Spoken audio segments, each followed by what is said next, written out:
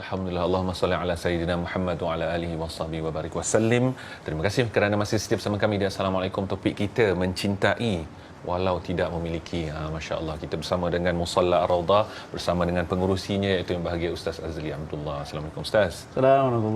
Apa khabar Ustaz? Sihat walafiat, alhamdulillah. Senyuman sentiasa mekar di muka Ustaz. Alhamdulillah. Nafas sihat ya? Alhamdulillah, makin sihat Ustaz. Makin kacak nampak. Allah. Ustaz, topik hari ini mencintai walau tidak memiliki. Hakikat hidup memang begitu Ustaz. Betul. Kita cintai sesuatu tapi banyak sebenarnya yang tidak memiliki. Tapi apa sebenarnya fokus kita yang nak dibawakan hari ini Ustaz? Terima kasih Nafal. Alhamdulillah wassalatu wassalamu ala Rasulillah wa ala alihi wa sahbihi wa man tabi'ahu wa nasarahu wa man walah. Alhamdulillah ya Nafal, sebenarnya tidak ada dalam dunia yang kita miliki menjadi milik kita yang mutlak. Betul. Jangan lagu Rabbani. Allah. Tidak ada milik kita. Saya nak menyanyi takut Tidak buntu. Jadi hakikatnya dalam kehidupan kita, semua yang kita miliki sebenarnya bukan milik kita yang sebenar.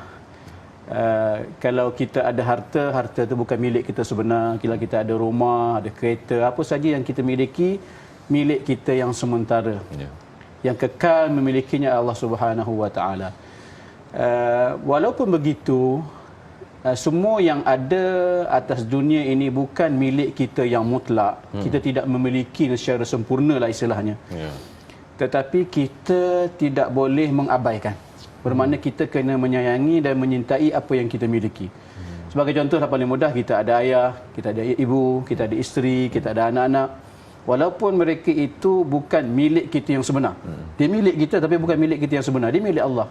Buktinya bila saat Allah memanggil mereka kembali kepada Allah, maka kita tak boleh menghalang. Mana bukan milik kita. Walaupun begitu, dia bukan milik kita yang sempurna. Dia adalah milik Allah Subhanahu wa taala, tapi kita tak boleh kurang pada menyayangi dan menyintai.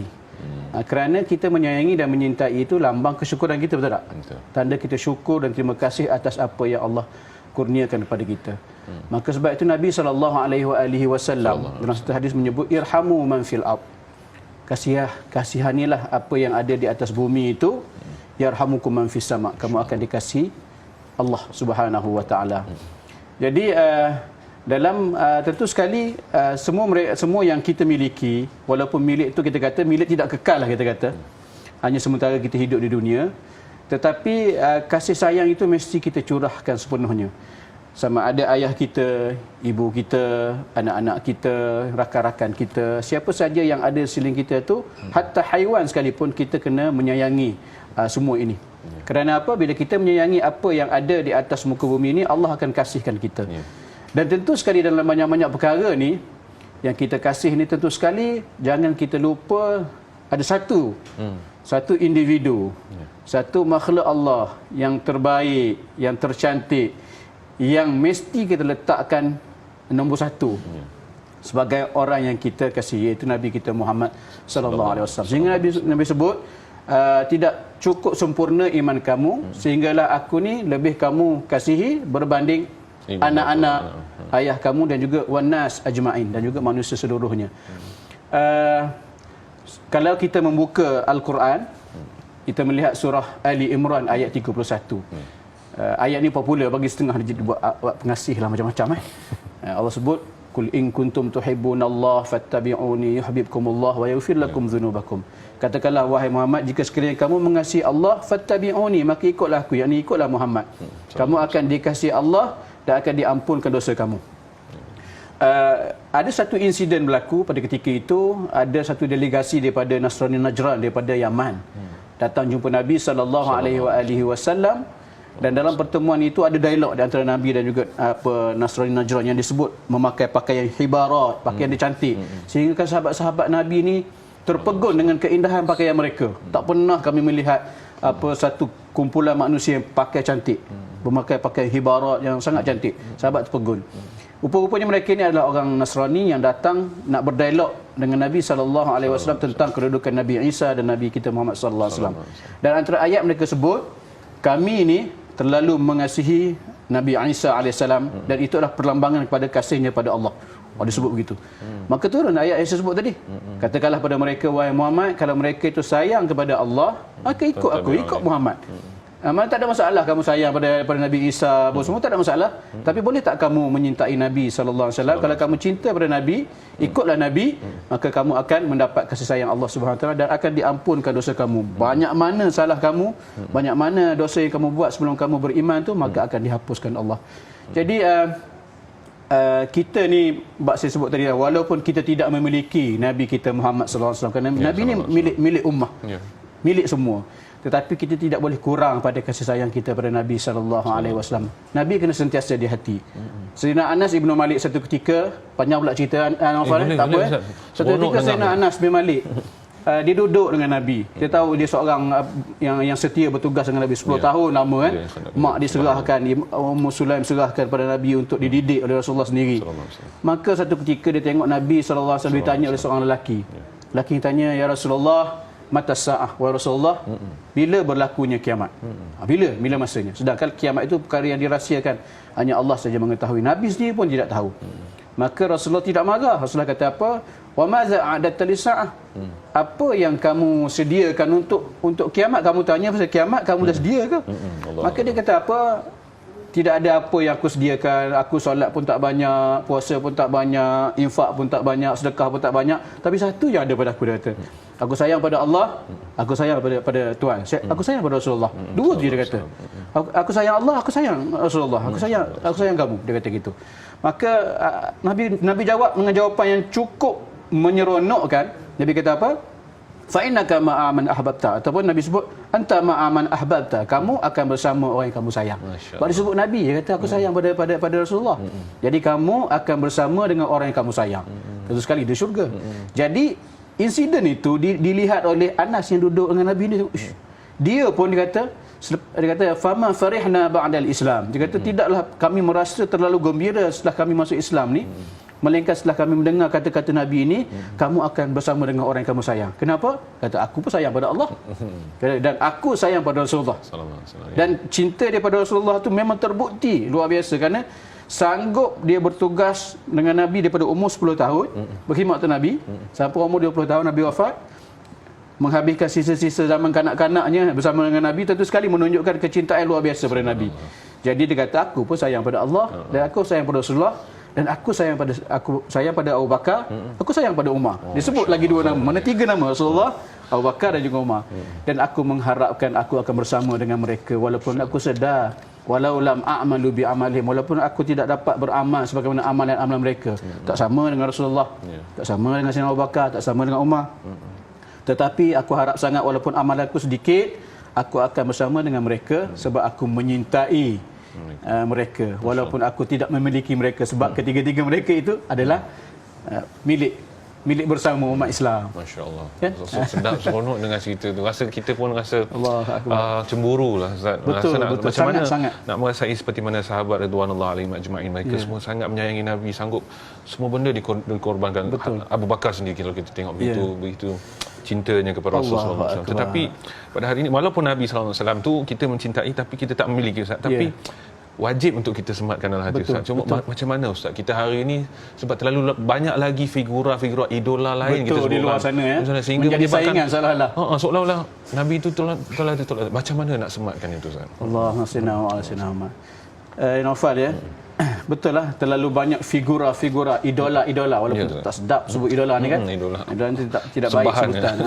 Sembahan. Jadi figura di luar sana yang dah jadi macam challenge, dah jadi macam ada, kita kata apa, mengimbangi pula dah, sehingga kita terlupa ada seorang insan yang sangat mulia, yang wajar dan wajib kita cintai.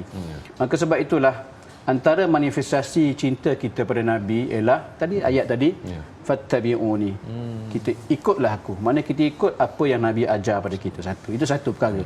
Mana apa yang kita buat, contoh saya berpakaian pagi ni memakai pakaian yang sopan, kacak segak pakai kemas macam Naufal, kacak.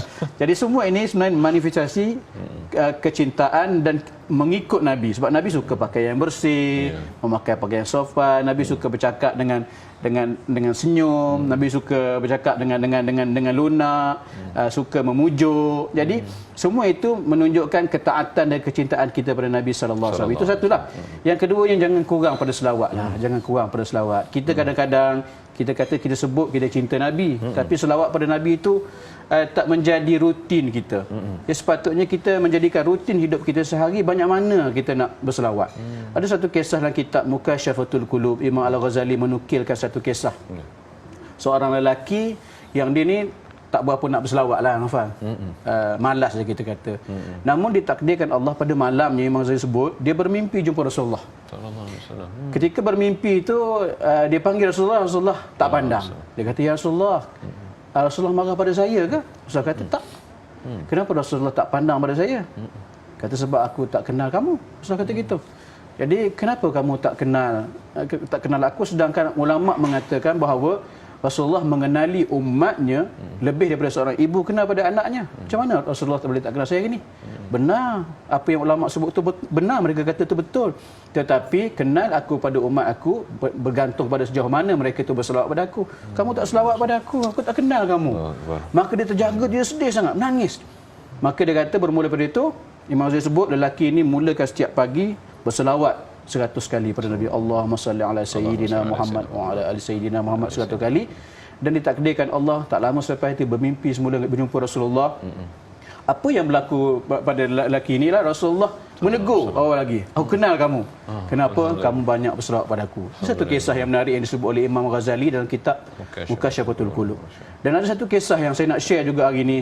Saya teringat kisah ni dan saya cuba rujuk balik saya cerita ni. Dengan lama saya cari balik cerita ni. Satu dia kisah yang diceritakan oleh alim ulama berkenaan dengan seorang lelaki yang dia ada hutang banyak. Dia ada hutang banyak, jadi dia tak ada jalan nak bayar hutang. Jadi dia jumpa dengan seorang peniaga. Dia minta pinjam duit untuk bayar hutang. Maknanya gali lubang, tutup lubang. Jadi dia pinjam 500 dinar. Lelaki itu bagi pinjam 500. Dia kata, bila kamu nak bayar balik? Dia kata, pada hari tertentulah tarikhnya sekian. Maka dia pun selesaikan hutang yang banyak pada ramai orang tu. Sampai tarikh dia sepatut bayar hutang pada peniaga tadi, dia tak bayar. Jadi peniaga tadi mengadu kepada qadi, kepada hakim. Maka hakim panggil dan buat keputusan, kamu kena hukum penjara sebab kamu tak bayar hutang dia. Maka apa lelaki ni kata? Dia kata, wahai qadi, dia kata, aku minta izin supaya tangguhkan sehingga hari esok. Kerana aku nak balik jumpa isteri aku dan anak-anak aku, nak beritahu hukuman yang telah dikenakan pada aku sebab aku tak ada duit nak bayar. Jadi kata qadi, kata hakim tadi, apa jaminan kamu? Aku nak lepas kamu, dah ada hukum kena penjara ni. Apa jaminan kamu yang aku nak lepaskan kamu boleh datang pula hari esok? Dia kata nak datang pula hari esok. Apa jaminan kamu? Dia kata, aku tak ada jaminan apa-apa melainkan Rasulullah. Dia kata, Rasulullah, kalau andai kata esok aku tak datang, maka aku bukan salah seorang pun daripada umat Muhammad. Dia kata begitu. Maka hakim, qadi, dia kata, bila dia sebut Rasulullah, dia lepaskan. Hari esok datang balik. Jadi balik ke rumah, dia beritahu pada isteri, abang kena hukum penjara sebab tak bayar hutang. Abang tangguhkan, sepatutnya hari ini dihukum, tapi abang minta tangguh hingga hari esok. Isteri kata, macam apa jaminannya sampai qadi hakim boleh lepaskan abang? Dia kata, jaminannya Rasulullah. Aku sebut nama Rasulullah, maka qadi lepaskan. Maka kata isteri dia, kalaulah abang dilepaskan dengan jaminan menyebut nama Rasulullah, mari kita selawat ramai-ramai. Maka dia pun berselawat pada malam itu, suami isteri ni selawat sehingga mereka tertidur. Malam tu lelaki ni mimpi, Allah dekat sangat rupa-rupanya, banyak selawat, malam tu bermimpi. Dalam mimpi Rasulullah kata, dia kata, hari esok pagi-pagi kamu pergi jumpa wali. Wali tu maknanya penguasa di bandar ni. Kamu jumpa penguasa ni, kamu kata pada dia, tolong settlekan hutang kamu. Nabi tak cakap settle kan lah. Tolong jelaskan hutang kamu. Kalau dia tanya apa bukti yang kata-kataku ini, yang kamu berjumpa dengan aku dalam mimpi ni, pesan aku ini, kata pada dia ada dua bukti, dia kata. Pertama sekali, beritahu pada wali tu, dia mengamalkan satu malam 1000 kali selawat. Pada malam pertama. Tapi pada malam yang berikutnya, dia tak cukup 1000 kiraan tu. Tetapi, beritahu pada dia yang tak cukup tu pun sampai kepada aku. Beritahu itu, macam tu je. Maka pagi esok dia pun jumpa dengan wali. Dia kata, wahai wali, dia kata, malam tadi aku bermimpi Rasulullah beritahu supaya minta pada kamu selesaikan hutang aku. Jadi dia kata, apa bukti yang Rasulullah cakap macam tu? Kata ada dua bukti. Pertama sekali, Kamu pada malam pertama kamu berselawat pada Nabi 1000 kali. Tiba-tiba pada malam yang kedua kamu tak cukup bilangannya, tapi tak cukup bilangan tu sampai juga pada Nabi. Maka dia menangis. Dia menangis dan dia beri duit 500 daripada Baitul Mal dan dia bagi 2,500 duit simpanan dia.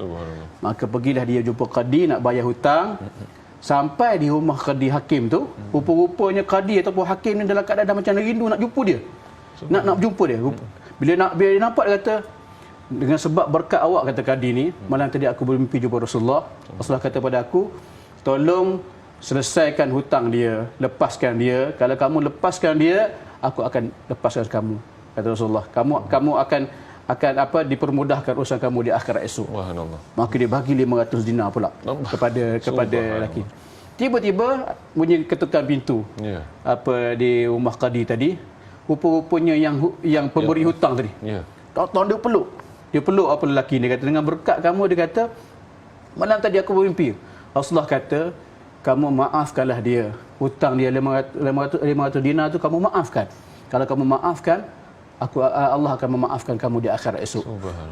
Maknanya dia berhutang 500 dinar, akhirnya dia bawa pulang 400 dinar disebabkan hanya berselawat pada Nabi sallallahu alaihi wasallam. Walaupun cerita ni lah tuan-tuan, ini cerita alim ulama, bukan cerita daripada sahabat dan juga daripada Nabi, tapi Nabi sebut man ra'ani fil manam, siapa yang melihat aku dalam mimpi faqad ra'ani haqqan, maka dia melihat aku pada realitinya.